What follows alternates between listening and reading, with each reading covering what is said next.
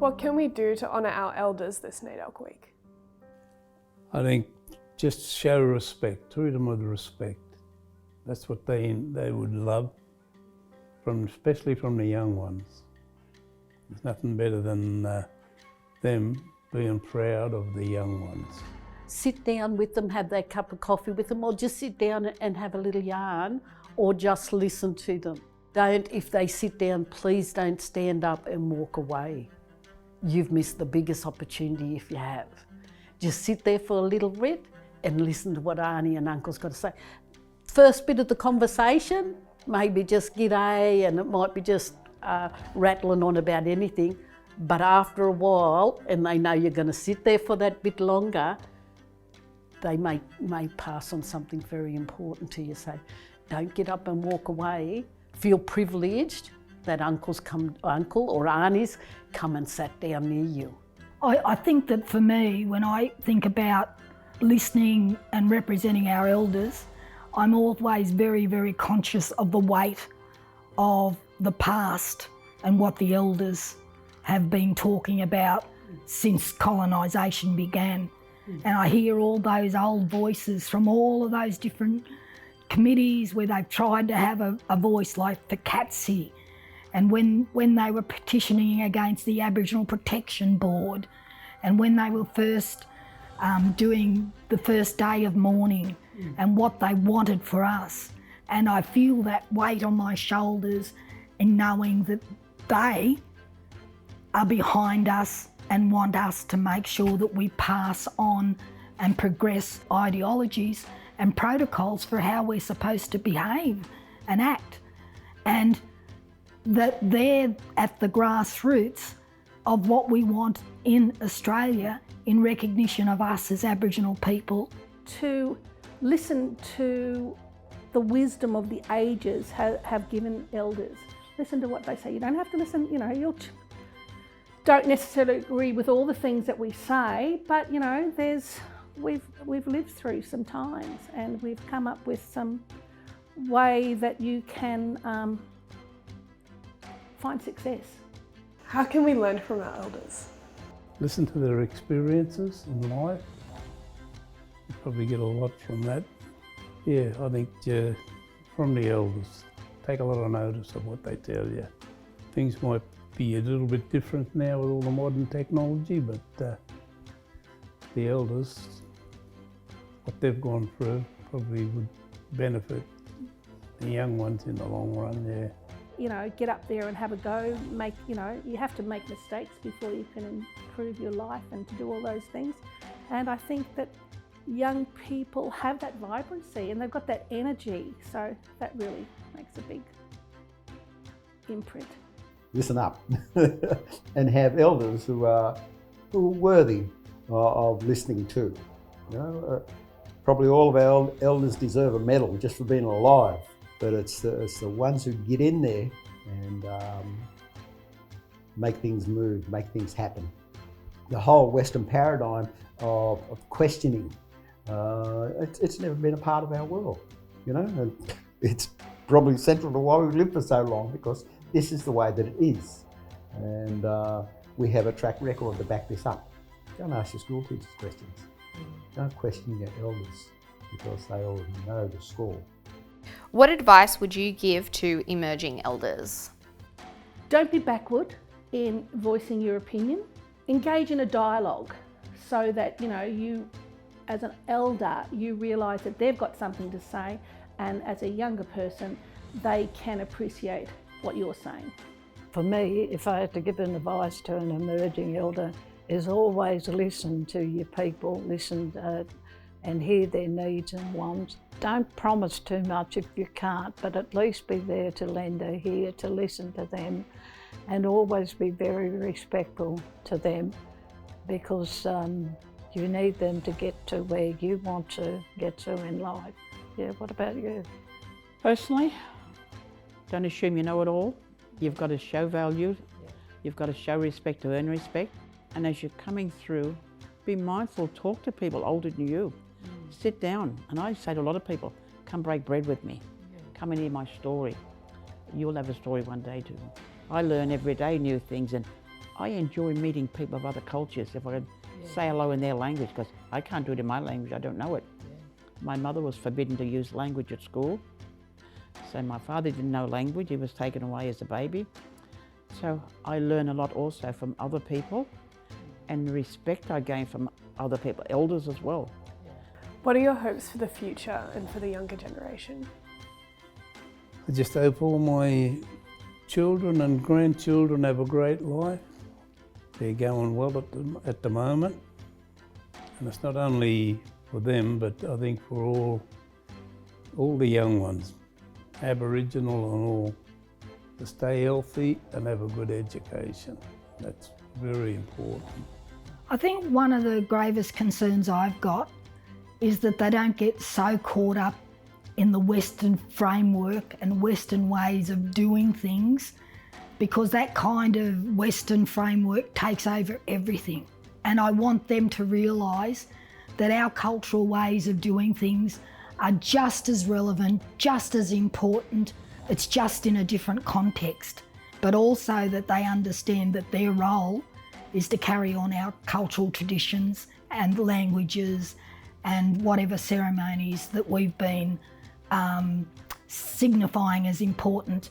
Well, like you, I really want the young ones coming up to think about their own identity and their own cultural identity, to have links to their land and their country, to know and gain deep knowledge of their country, not just what non-Aboriginal people teach them in school, and that I want them to know what their elders and their Aboriginal people that are out there, and wanting them to be good speakers on their behalf down the track and become elders down the track. So they have to listen now to the elders that are here and around them, so that they can gain the knowledge that they need to be strong elders in the future. I hope that all Koreans get to go to university. I think that's one thing that elders really need to do, is start to zero in on encouraging younger people to go to university. Break the cycle. Probably just as important for elders to get themselves to university. If they can't go to university, go to TAFE. But to learn, keep your brain active. Education is the way out. Right? Yep. Yeah, it's a big cycle breaker. It's a big cycle breaker. It's a welfare cycle breaker. My hopes for the future are that our people will better get a fair go in life, in society, in this country. And I would also like to see the younger generation taking a far say in what happens in Aboriginal affairs, because it's their future, not ours. We can only be there to perhaps guide them, but it's their generation, and I would like to see them have a fair go in getting a chance to say what they want for their future. Well, let me say, the younger generation are marvellous. They're smart, they're articulate, they're not bound by a lot of the things that, the experiences that we often went through. They're bold, and I have great hopes, because I think they're uncluttered with maybe experience that have held lots of Indigenous people back. They're willing to have a go. So Di, what does it mean for you to be an elder in your community or our community? Yeah, it means having a big responsibility. You have a big weight on your shoulders, in that you have to make sure what you say is being said how the old fellas would like it to be said, or as near as you can get it to how the old fellas would want you to say it, or to interpret for them their way of thinking behind what you have to say. So it's a big responsibility in being an elder in your community.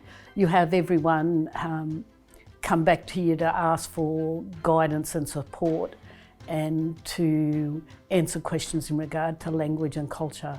I'm just really realising at the moment that a lot of my eldership role is actually in the education setting.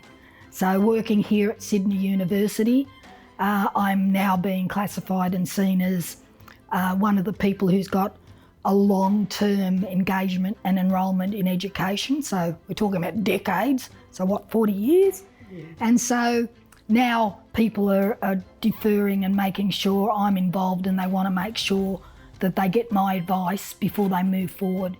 Well, I guess it means that people, young people, and people younger than myself mostly, if they ask for my opinion about things, I can give them, through my own life experience, answers that will help them to navigate their life. It's what you gain along the way, and I was taught at a young age from my mother to respect people no matter where you are, and it shows coming back, it comes back in tenfold, and the values are there. And at the same time, you also got to respect other elders and people within your community. And she always said to me, one day you're going to travel. And where we travel to, whether it's on our country or abroad, it's values you take with you. And you hope your children, grandchildren and great-grandchildren learn all those values. Well, I think one thing that I'm very big on is manners. And I've always instilled in my children and grandchildren that manners will take you a long way. And it costs nothing to say please or thank you. That's just good manners. And these are values that we've learned from our old people. And sometimes it's difficult to sort of keep that going in this modern society that we live in, because we're coming across where manners are just not expressed in everyday life and, in society. What is one of your proudest memories to date? Oh gosh. Well, I mean, that can be across so many levels, like family-wise. It's about, having your own children. Then there's the educational stuff. I think one of the greatest things for me was knowing that, my mum and dad couldn't get an education because they were Aboriginal, and the push from my parents was that, well, we want you to go and get an education so you can prove that we could have done it. And I think that when I actually finally got my PhD, it was also the realisation once I had it that we've gone in one generation from our parents who are only allowed to go to third class and being told that Aboriginal people are incapable of education, to then their kids getting masters and PhDs. And, if that's not proof that the world was really their oyster, but what was happening was that they were actually being put down by non-Indigenous society. And so I think that that's a really big achievement for me as well. Even in primary, I knew I wanted to teach my language and culture, and it didn't gel with me until after as a young mum, I went on a Work About Australia tour to Alice Springs, and I went to Yipperinya School, and they shared some of their language books and that with me. And I think those people that I spoke to at that school gave me the confidence and gave me the push to say, yeah, you can do this. You could go back on your own country and you could teach your language, and you can put the culture and language and support the students. Building a lot of language resources, legislation of Aboriginal languages in New South Wales, being one of the main people to speak up for that and get that achieved so that the government actually recognises our language and culture as being of importance. Well, there's lots of proudest memories, but I think that I went to every one of my students' graduations when I taught at the Koori Centre, and I would cry every time. And I'm on the stage, so it's a bit embarrassing. I always have to have tissue stuff somewhere. But every student that graduated that I taught, I felt that, I'd had some impact. And so that's that's lots of graduations, and I like to think that those students have gone on to have success, and that I was a small part of that success that they had. And so that gives me great pride, because they go out to their communities and it's like you drop a pebble into a pond and it ripples, and that one person who might be the first person in their whole family to have gone to a university are teaching in communities and other Indigenous students that see that, they think, well, I can accomplish that as well. So that's my proudest. Teaching uni students must be pretty high up there, but teaching children in early childhood must be the best of the lot, I think, because that gives me the most gratification of everything. One of those things was through astronomy on the equinox that we conducted ceremony in an early childhood. They knew everything that was all about. This is about the changes of the seasons. So we marked the changes of the seasons with a ceremony, and the children get it. They get everything. You know, they're so smart. And you give them the best, and you have the opportunity to give them the best. And this is important that they grow up in this country knowing about the awesomeness of the culture of the land that they live in. You can be a good person within yourself, and you can give to others, unstintedly give out to others. And I've been doing this for how long? I've got foster children I've looked after. I have five of my own children. I'm a grandmother to 19. I've got 7 great-grandchildren. What I didn't have, I've gained a lot of now. So growing up on a mission, being taken away as an 8-year-old girl to Stolen Generation from Life Mission. I was in the homes not far from here, just down the road. And Glebe Point Road, I was down there. And I've come to this institution here, and I'm still doing things today, so I'm proud of me, who I am, what I've done. And if I can still instill that in my grandchildren, especially the girls, what they can be. And I've told my son, if you want to be a better man, you've got to strive to be a better man. Same as I told my foster boys. But I'm blessed with the parents I had. I'm blessed with what they've given me. We were poor, but I am so rich in art, honestly. So I might be poor in pocket, but I have a lot to give. One of the things that I'm most proud of is that I founded the first disability service in Australia, and that's through having a disabled son. So that was the origin of the first People's Disability Movement. Our group was called Disability Services Aboriginal Corporation. And we were made up of parents of profoundly disabled children.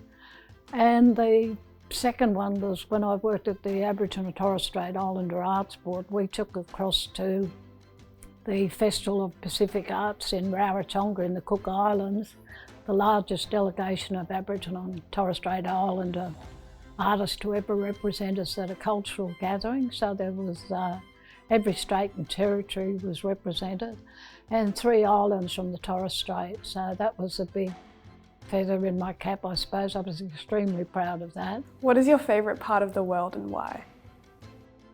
Young boy that grew up in Redfern.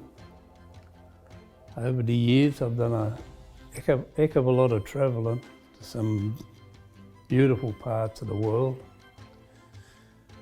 But there's nothing like coming back home to